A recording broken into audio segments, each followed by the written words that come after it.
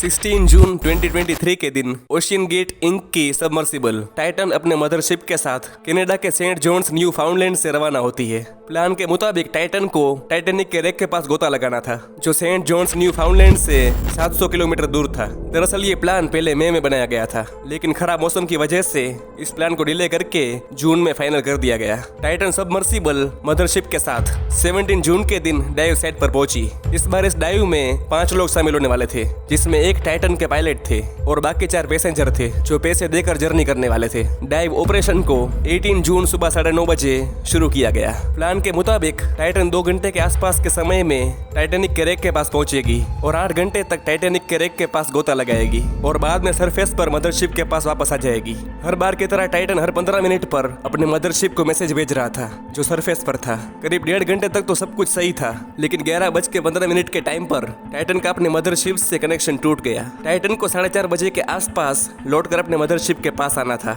लेकिन ऐसा हुआ नहीं और टाइटन डाइव के दौरान कहीं पर लापता हो गई। ऊपर से मदरशिप बार-बार टाइटन से कम्युनिकेट करने की कोशिश कर रही थी, पर कोई रिस्पॉन्स नहीं आ रहा था। शाम को 7:10 पर यूएस कोस्ट गार्ड को टाइटन के गायब होने की रिपोर्ट की गई। अब चिंता की बात यह थी कि टाइटन में सिर्फ 96 आवर्स की ऑक्सीजन ही मौजूद थी, जो 22 जून की सुबह तक खत्म हो जाएगी। यानी कि सबको 22 जून से पहले ही बचाना होगा। किस तरह से काम करती थी टाइटन सबमर्सिबल, कौन थे वो लोग जो इसमें सवार थे और किस तरह टाइटन को ढूंढा गया, टाइटन से जुड़ी हर जानकारी देंगे आपको इस वीडियो में। So hello everyone, welcome to Bourbon. The Titan submersible that had gone missing on Sunday last week. Reporting that pieces of the sub have been found in a debris field near the Titanic. The debris is consistent with the catastrophic loss of the pressure chamber. Businessman Shahzada Dawood and his 19-year-old son Suleiman Hamish Harding, PH Narjouleh, Stockton, hoping against hope that they are rescued. सबसे पहले बात करते हैं Titan को बनाने वाली company के बारे में।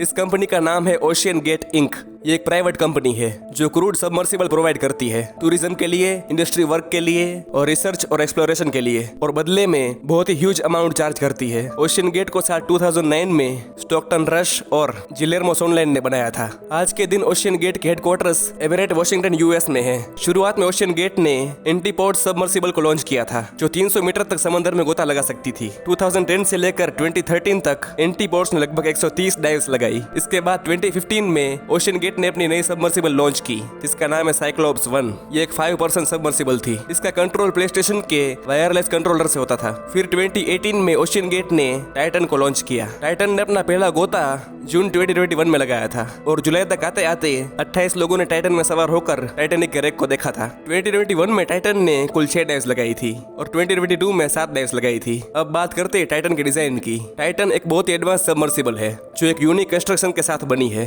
जिसमें टाइटेनियम और फिलामेंट वाउंड कार्बन फाइबर का यूज हुआ है। टाइटन के पैसेंजर हल को कार्बन फाइबर और टाइटेनियम के कॉम्बिनेशन से बनाया गया है, जो टाइटन को काफी लाइट वेट बनाता है और ये कॉम्बिनेशन बाकी सबसे अलग भी है। टाइटन का वजन 20,000 पाउंड है, यानी 9,000 किलो के आसपास है। सिक्योरिटी को ध्यान में रखते हुए सबमर्सिबल को बाहर की तरफ से बोल्ट की मदद से सील कर दिया जाता है। इसका मतलब है कि अंदर बैठा कोई भी इंसान बाहर की मदद के बगैर बाहर नहीं आ सकता, चाहे सबमर्सिबल पानी की सतह पर ही क्यों ना हो। टाइटन में बेसिक चीजों को ध्यान में रखते हुए पानी, सैंडविच और एक टॉयलेट को भी रखा गया है। इसे लॉन्च करने के लिए आइस ब्रेकर शिप का यूज किया गया है। उस शिप का नाम है MV polar Prince. MV polar Prince पहले कैनेडियन कोस्ट गार्ड द्वारा ऑपरेट किया जाता था, बाद में उसे ओशियन गेट द्वारा चार्टर्ड कर लिया गया। टाइटन ने इससे पहले भी बहुत बार ऑपरेशन को अंजाम दिया था, जिसमें MV पोलर प्रिंस ने मदरशिप का काम किया था और टाइटन को टाइटैनिक के रेक पर ड्रॉप किया था। ओशियन गेट क्लेम करता है कि टाइटन एक लॉन्ग डीप डाइविंग सबमर्सिबल है और इसकी सिक्योरिटी अनब्रेकेबल है। यूएस डिस्ट्रिक्ट कोर्ट वर्जीनिया, जो टाइटैनिक रिलेटेड मैटर्स देखती है, उनको ओशियन गेट द्वारा एक डॉक्यूमेंट रिपोर्ट फाइल की गई। उन डॉक्यूमेंट्स के according Titan sufficient safety margin के साथ 4 किलोमीटर गहराई तक गोता लगाने में सक्षम थी। इमरजेंसी सिचुएशन में टाइटन वाटर सरफेस तक पहुंचने के लिए भी कैपेबल थी, जिसके 3 मेन रास्ते थे। 1. टाइटन पर लगे सैंड बेस को रिलीज कर देना। 2. लीड पाइप्स की हेल्प से ऊपर जाना।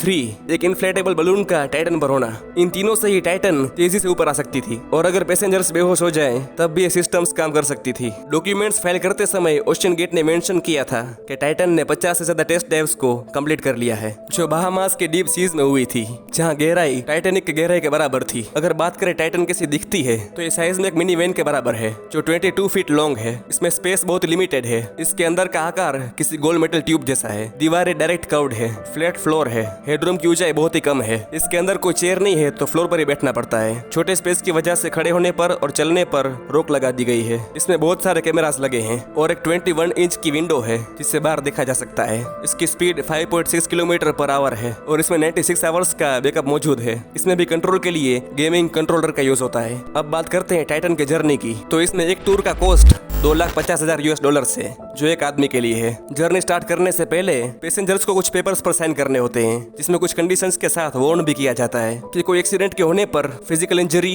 डिसेबिलिटी, इमोशनल ट्रॉमा और डेथ भी हो सकती है। उस पेपर में टोटल 3 बार डेथ का जिक्र किया गया है, जिससे ये पता चलता है कि टाइटन की जर्नी कितनी रिस्की होने वाली है। डाइव से पहले सब पैसेंजर्स को इंस्ट्रक्शंस प्रोटोकॉल समझाया जाता है कि इमरजेंसी सिचुएशन में कैसे टाइटन को वापस सरफेस पर लाया जाए। रिस्क की ओर जाए तो टाइटन में बहुत सारे रिस्क और चैलेंजेस हो सकते हैं, जिसमें पावर कट या पावर लॉस हो सकता है, आग लग सकती है और फ्लड की वजह से भी नुकसान हो सकता है। सबसे कम रिस्क पावर लॉस को ही माना गया है, जिसमें प्रोटोकॉल के हिसाब से मैन्युअली टाइटन को सरफेस पर लाया जा सकता है। इस पॉइंट पर रेस्क्यू टीम्स और मदरशिप टाइटन के लिए सरफेस पर मौजूद होंगी। अब सवाल ये उठता है कि क्या सबमर्सिबल्स और सबमरीन्स एक ही होती है? तो इसका जवाब है नहीं।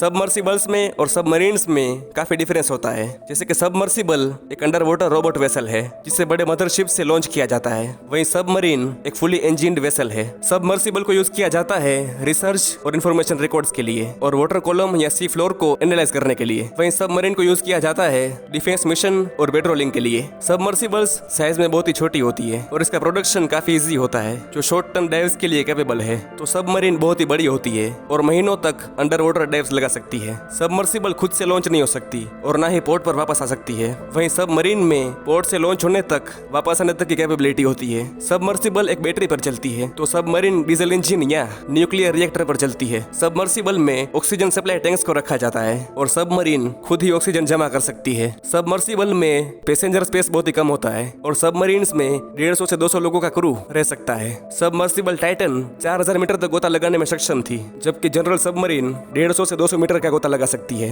अब बात करते हैं सबमर्सिबल्स की। तो सबमर्सिबल्स भी 3 तरह की होती है। 1. रिमोटली ऑपरेटेड व्हीकल्स, जिसे आरओवीज कहा जाता है। ये एक तरह के रोबोटिक डिवाइस की तरह काम करते हैं। आरओवीज को एक केबल के साथ पानी में उतारा जाता है, जो अपनी सपोर्ट शिप से कनेक्ट होता है। आरओवीज दूर से ही कंट्रोल होते हैं। आरओवीज का control directly top side operators करते हैं। आरओवीज का यूज रिसर्च, एक्सप्लोरेशन और इमेजरी कलेक्शन जमा करने में होता है। 2.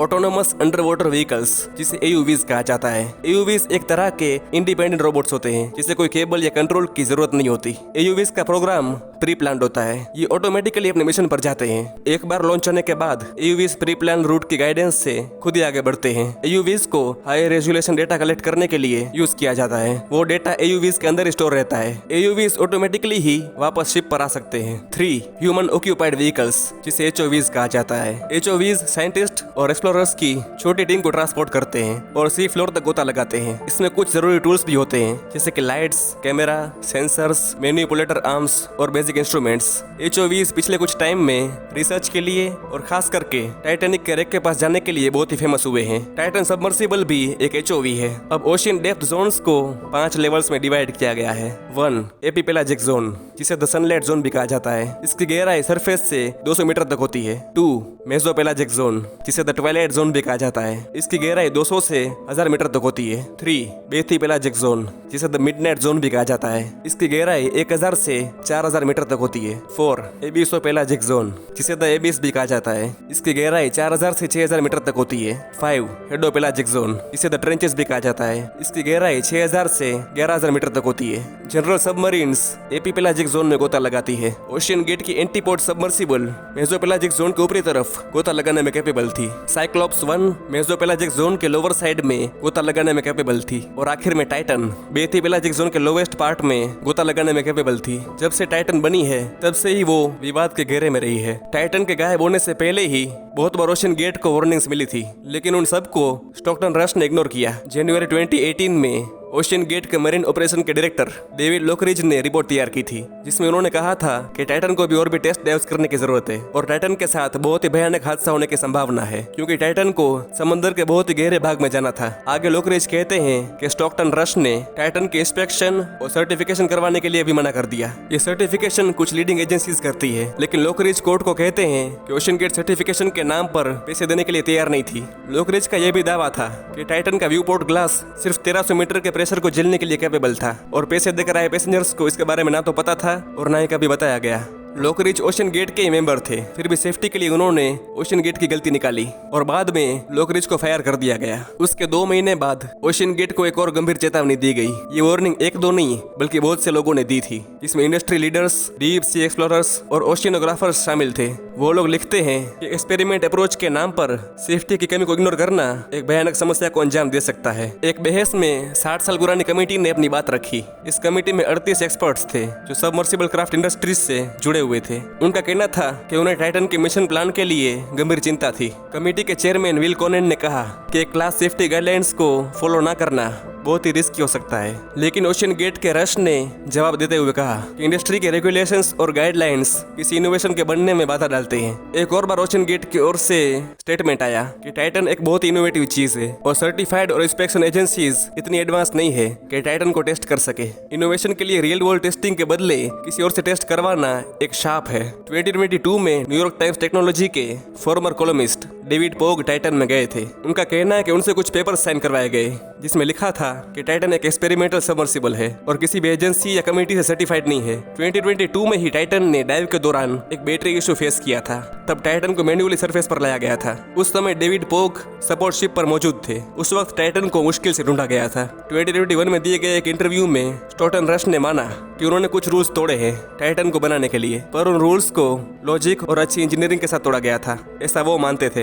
एक 2022 के CBS न्यूज के इंटरव्यू में रश कहते हैं कि कुछ पॉइंट्स पर सेफ्टी प्योर वेस्ट है। अगर आप सेफ रहना चाहते हो तो अपने बेडरूम से बाहर ही मत निकलो और कुछ भी मत करो। इस तरह से कई बार टाइटन की सेफ्टी पर सवाल उठे थे। अब बात करते हैं हादसे में गायब हुए पैसेंजर्स की। तो उनमें 5 लोग शामिल थे। सबसे पहले थे खुद ओशियन गेट के CEO स्टॉकटन रश, जो टाइटन को कंट्रोल कर रहे थे और वो टाइटन की हर एक डाइव पर मौजूद थे। उसके बाद थे हामिश हार्डिंग। उनकी उम्र 58 ईयर्स थी। हामिश एक एक्शन एविएशन चलाते हैं। हामिश कई बार साउथ पोल तक गए थे और एक बार फॉर्मर एस्ट्रोनॉट बज़ एल्ड्रिन के साथ भी उन्होंने उड़ान भरी थी। वो एक गिनीज वर्ल्ड रिकॉर्ड को भी होल्ड करते हैं, जिसमें उन्होंने मारियाना ट्रेंच के सबसे डीपेस्ट पार्ट में सबसे ज्यादा टाइम बिताया था। अगले पैसेंजर थे शहजादा दाऊद। उनकी एज 48 ईयर्स थी और उनके बेटे सुलेमान दाऊद, उनकी एज 19 ईयर्स थी। शहजादा दाऊद एक ब्रिटिश बिजनेसमैन थे और वो पाकिस्तान की कुछ सबसे रिचेस्ट फैमिलीज में से एक थे। शहजादा एंग्रो कॉर्पोरेशन फर्टिलाइजर कंपनी के वाइस चेयरमैन थे। और आखिर में थे पॉल हेनरी नार्जोलेट। उनकी एज 77 ईयर्स थी। पॉल हेनरी एक फॉर्मर फ्रेंच नेवी ड्राइवर थे। उन्हें मिस्टर टाइटैनिक भी कहा जाता था, क्योंकि उन्होंने टाइटैनिक के रैक के पास सबसे ज्यादा टाइम बिताया था और उन्होंने टाइटैनिक के रैक के पास जाने वाले पहले मिशन में भी हिस्सा लिया था, जो 1987 में हुआ था। अब वापस आते हैं जहाँ से टाइटन लापता हुआ था। यूएस नेवी के अकोस्टिक डिटेक्शन सिस्टम ने एक साउंड डिटेक्ट की। ये साउंड टाइटन के गायब होने के कुछ देर बाद आई थी, लेकिन बिना किसी प्रूफ के यूएस नेवी ने कोई भी खुलासा करने से मना कर दिया। United States coast guard, United States navy और कैनेडियन कोस्ट गार्ड इस सर्च और रेस्क्यू ऑपरेशन को लीड कर रहे थे। ये operation Boston US coast guard की तरफ से शुरू हुआ। 18 जून रात 9 बजे तक royal Canadian air force, US air national guard, royal Canadian navy ships और कुछ रिसर्च और कमर्शियल शिप्स ने इस ऑपरेशन को ज्वाइन किया। इस ऑपरेशन में Lockheed CP-140 Arora, C-130 Hercules, P-8 पोसीडन और CCG-8 कॉपिट हॉब्सन जैसे शिप्स और प्लेन शामिल थे। ये ऑपरेशन काफी डिफिकल्ट साबित हुआ, क्योंकि अंधेरा बहुत ही बढ़ गया था, मौसम खराब था और वाटर टेम्परेचर भी अनबैलेंस था। सर्च ऑपरेशन को पानी के ऊपर और नीचे दोनों तरफ चलाया जा रहा था। अंडर वाटर सर्च में अकोस्टिक बीकन एक इम्पोर्टेंट रोल प्ले करता है। ये डिवाइस सबमरीन्स में लगा होता है। एकोस्टिक बीकन से साउंड पल्स क्रिएट होती है, जिससे सर्च और रेस्क्यू ऑपरेशंस में उन पल्स को डिटेक्ट किया जा सके। पर टाइटन में ऐसा कोई सिस्टम नहीं लगा था और इसकी वजह से टाइटन को ढूंढना बहुत ही मुश्किल था।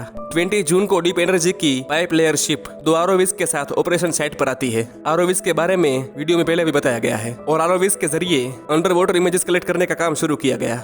21 जून को 2 बड़े शिप्स स्कैंडी विनलैंड और एटलांटिक मर्लिन को भी इस ऑपरेशन में ज्वाइन कराया गया। आखिर में सबसे बड़ा रोल प्ले किया पेलाजिक रिसर्च सर्विसेज के ROV ओडेसियस 6K ने ये आरओवी बहुत ही एडवांस है और गहरे पानी में 6000 मीटर तक जा सकता है और वहां से इमेजेस और वीडियोस कलेक्ट कर सकता है। ओडेसियस 6K को MV होराइजन आर्कटिक नाम की शिप पर लाया गया। ओडेसियस आरओवी से 22 जून के दिन सर्च को शुरू किया गया। ओडेसियस के सर्च पर उतरने के बाद 5 घंटे के अंदर ही एक डेब्री साइट का पता चला, यानी उसे एक मलबे का टुकड़ा मिला था। यूएस कोस्ट गार्ड के नॉर्थ ईस्ट सेक्टर ने अनाउंस किया कि एक भयानक धमाके के साथ टाइटन तबाह हो चुका है और उसका एक टुकड़ा टाइटैनिक के रेक से 1600 फीट दूर पाया गया। अब कई लोग अपनी अपनी अटकलें लगा रहे थे कि टाइटन में धमाका हुआ कैसे होगा। कुछ लोगों का मानना था कि टाइटन वाटर प्रेशर को झेल नहीं पाया, तो कुछ और का कहना था कि टाइटन के ऊपर पानी का वजन बहुत ही ज्यादा था, जो एफिल टावर के वजन से भी ज्यादा था, इसलिए यह हादसा हुआ। और कुछ ने कहा कि टाइटेनियम और कार्बन फाइबर के पार्ट सिकुड़ने की वजह से यह धमाका हुआ था। लेकिन ऑफिशियल आंसर बोस्टन में प्रेस कॉन्फ्रेंस के दौरान यूएस कोस्ट गार्ड ने दिया। उन्होंने कहा कि टाइटन के प्रेशर चेंबर में एक इम्प्लोजन हुआ है, जिसकी वजह से सबमर्सिबल तबाह हो गई थी और कैटास्ट्रोफिक इम्प्लोजन को असली वजह बताया गया। यूएस कोस्ट गार्ड के रियल एडमिरल जॉन मोजर ने कहा प्रेशर चेंबर में कैटास्ट्रोफिक लॉस हुआ था और पैसेंजर्स की बॉडी डिस्कवर होगी या नहीं, इसका उनके पास कोई जवाब नहीं था। तो ये थी सब जानकारी टाइटन के बारे में और इस तरह से टाइटन का सफर हमेशा के लिए खत्म हुआ और उसमें बैठे पैसेंजर्स का यह आखिरी सफर साबित हुआ। तो आपको आज का वीडियो पसंद आया हो तो इस वीडियो को लाइक करिए। इसी तरह के और भी इंटरेस्टिंग वीडियोस देखने के लिए सब्सक्राइब करिए बर्बन को। इस वीडियो को और लोगों को भी शेयर करिए। मिलेंगे आपसे किसी नए टॉपिक के साथ, तब तक के लिए गुड बाय।